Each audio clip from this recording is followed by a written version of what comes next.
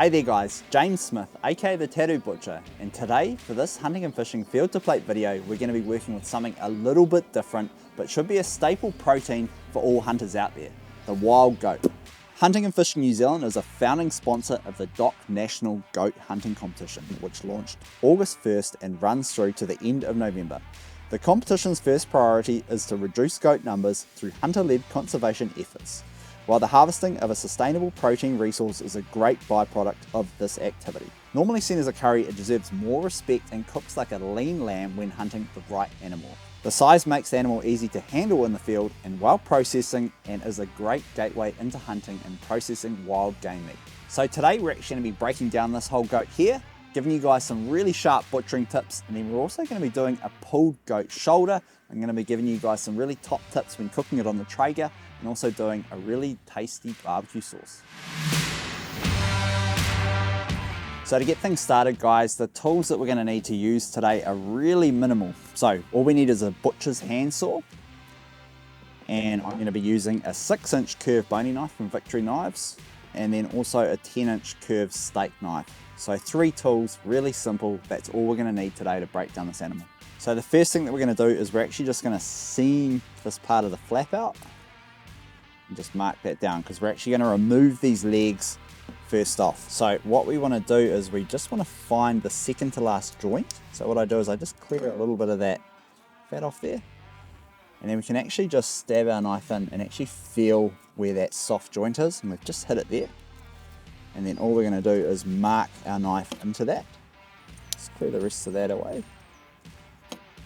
And then if you're working on a block like I am today, we just move it over to the end and we can just crack that off, and then it makes it easier to remove these legs.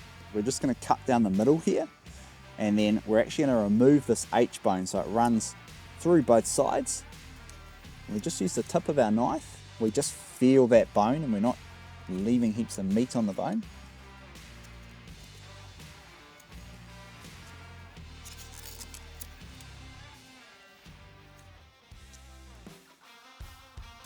If we wanted, we could handsaw straight through the middle and leave that bone on the leg there, and then we could roast that leg. But we're going to be boning this leg, so I'm actually going to break down this leg and show you guys what you can do with it. When removing your bones from your goat legs, we just start from the top. And we just, again, we use the tip of our knife and we just run it hard up against that bone. We don't want to go all the way through. And we just clear the other side. Do the same thing on the other side. Again, just clearing that bone, working all the way down. We can actually from here take the shank off, and if we wanted to take that shank off, all we do is just mark around that joint there. And these shanks are really good for low and slow style cooking. They are really good for curries, but they're also really good for pulling, like what we're going to do with our shoulder later on. We're going to remove the last of this bone now from our leg.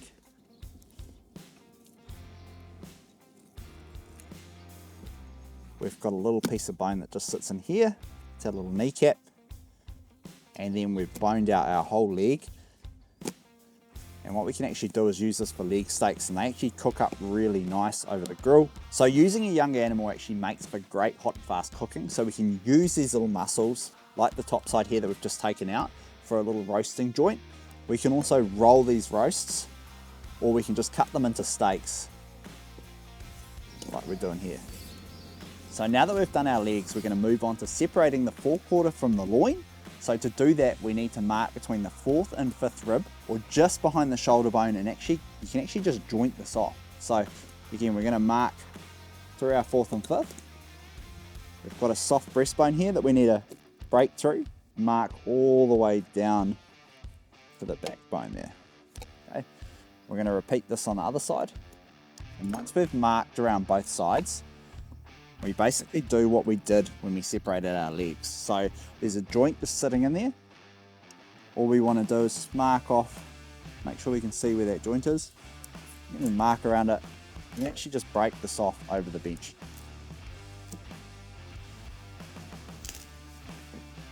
And once we've broken that off, we're just going to cut it off. The first thing that we do when we come to our loins is we're actually going to remove these flaps or the ribs. So what I like to do, because today we're actually going to be doing racks as well, I mark out how long I want those rib bones on my rack, which is around here. Nice little cut. And then we're going to use our handsaw and just handsaw through these bones. And we'll do the same thing on the other side. What we're going to do today is we're actually going to cut these into ribs, and these cook up really good on the barbecue like we're using today. Basically, all you want to do is you chuck them in the barbecue for around half an hour at 180 degrees. Then you wrap them in tin foil with a good barbecue sauce, again similar to what we're using today, and you cook them for another hour and a half at around 150 degrees Celsius. And then they come apart beautiful, and there's loads of flavour in this goat. So to get that going, we just need to remove this piece of soft bone. We're using our bigger knife now. All I want to do is just press down nice and hard and break through that bone. And then from there, all we need to do is just cut between each little joint and bone there. So what we're going to do now with our loins is we're actually going to separate our midloin from our rib loin. Okay, so the difference being our midloin has none of these nice rib bones along here. So we're going to separate that. We're actually going to do racks out of the top part, and then we're going to bone out the midloin and show you guys the little back straps that you can get out of these goats. So again, we're just going to go through these joints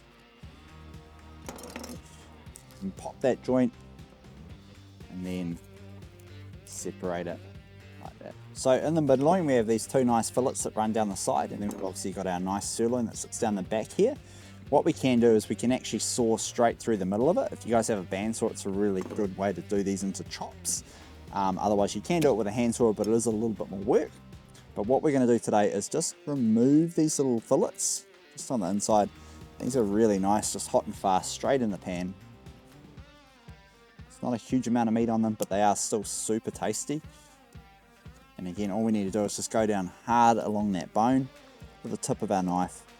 We can peel that back. And to remove these back straps, all we do is we just run hard again, the tip of our knife, down the backbone, down either side. And then all we're going to do is stand this up on its side, go into our dagger grip, and we're just going to run hard along those bones. From there, we just need to zigzag between each joint.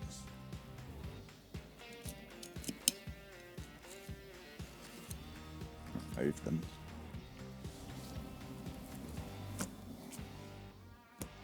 That. We can square this piece off, save that for our sausages and our minces.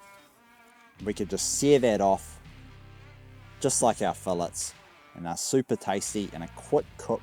So now to do our racks, all we want to do is we want to use our handsaw, and we're basically just going to saw down the inside of each side of this rack here. And we don't want to go right into the meat, we just want to saw just through this top bone here.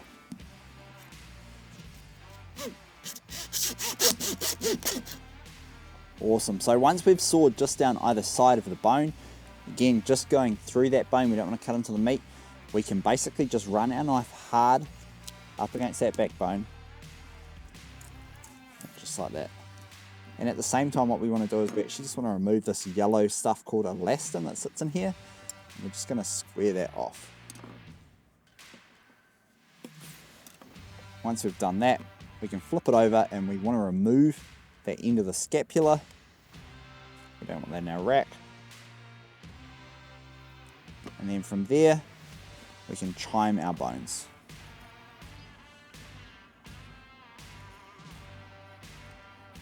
And just like that, we've done our goat rack, and these are super nice and tasty when you fry them up in a skillet pan with some garlic butter and then finish them in the oven. So we're on the last end of our goat now, and we're going to finish off these forequarters by removing the neck, removing the shanks, and then we're going to prepare these shoulders for pulled goat. So to remove the neck, we're just going to mark around the outside of it, and we're going to use our handsaw again to take this one off.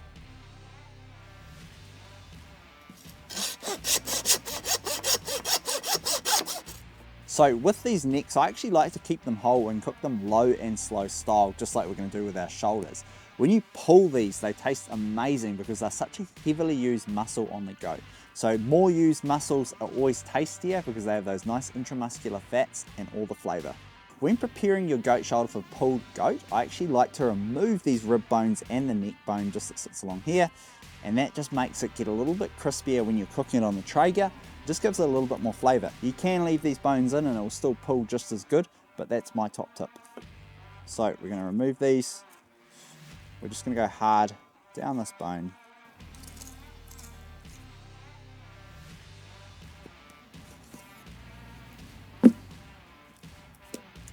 And then we're basically just going to trim off any of this excess stuff that we don't want on it here. So next step for our goat shoulder is we just want to season it. So use your choice of barbecue rub and just make sure you season it and cover all sides of the meat.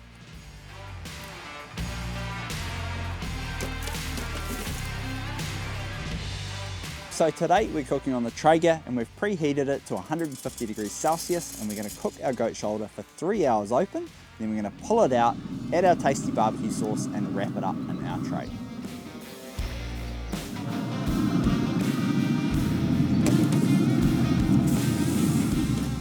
So for our sauce recipe today, all we're going to need is 1 cup of barbecue sauce, half a cup of orange juice, 2 tablespoons of Worcester sauce, 4 tablespoons of mustard, and 2 tablespoons of brown sugar. And we're going to heat this on a low temp for 5 to 10 minutes while stirring. Now that we've added our barbecue sauce to our goat shoulder and wrapped it up in our tray, we're going to cook it for another 4 hours at 150 degrees Celsius before pulling it out, resting it, and pulling that beautiful meat.